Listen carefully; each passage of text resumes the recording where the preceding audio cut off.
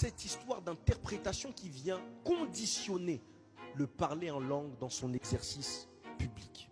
Autrefois, nous nous tenions ici, dans le cadre de Génération Praia. Nous étions en train de prier. Les gens appelaient ma prière rap. Et de là, un challenge est né. On rigole. Mais laissez-moi un peu recadrer les choses. Nous n'étions pas en train de nous amuser. Nous étions en train de faire quelque chose de sacré. Nous étions en train de prier. Cela ne vous donne pas le droit de prendre en plus mon image avec ma tête et de faire des aventures avec.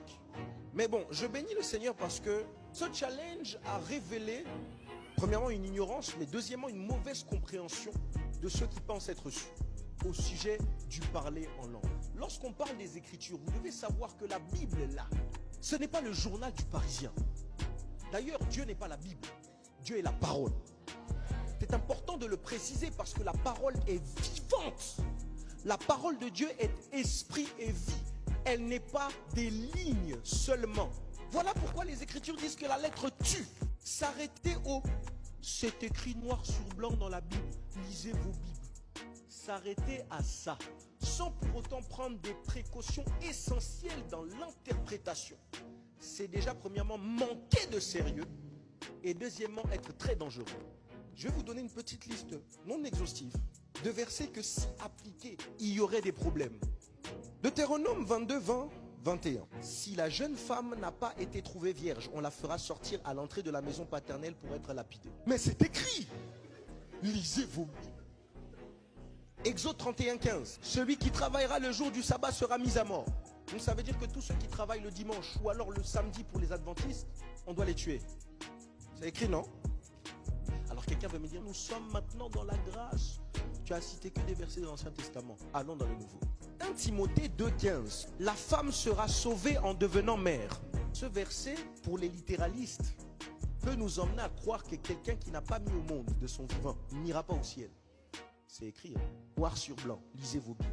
Si je me mets à enseigner dans cette église, sur base de c'est écrit, vous voyez qu'on tombe dans une mémoire sélective de ce qui est écrit et ce qui n'est pas écrit. Ce qui est marrant, c'est que dans cette histoire-là, où il y a des personnes qui ont mis leur bouche pour dire qu'on ne craignait pas le Seigneur, j'ai vu des femmes dedans. Pourtant, l'apôtre Paul, qui enseigne sur le parler en langue, a dit en 1 Timothée 2,12, je ne permets pas à la femme d'enseigner, ni de prendre l'autorité sur l'homme. Alors, deux options. La première, toi qui enseignes et qui dis que ce que nous faisons n'est pas bien, en tant que femme, tu es en train de faire la même chose que moi, c'est-à-dire de faire quelque chose qui va à l'encontre de l'enseignement de Paul. Deuxièmement, et ce que je crois, parce que je crois au ministère de la femme, il y a un contexte. Vous ne pouvez pas avoir une bonne interprétation sans étude approfondie d'un texte et donc étude contextuelle de ce texte. Et puis sachez que chaque peuple exprime son culte à la manière de sa culture. Parce qu'il y a différentes expressions du culte en fonction du peuple. Les Amérindiens ne font pas le même culte que les Africains. Les Africains ne font pas le même culte que les Occidentaux. J'exprime la prière par rapport à ce que je suis. Tu peux ne pas être d'accord, dans le sens de ne pas être à l'aise, ne pas aimer. C'est un droit. Mais tu ne viens pas me dire que je ne crains pas Dieu parce que j'exprime ma foi selon ma culture.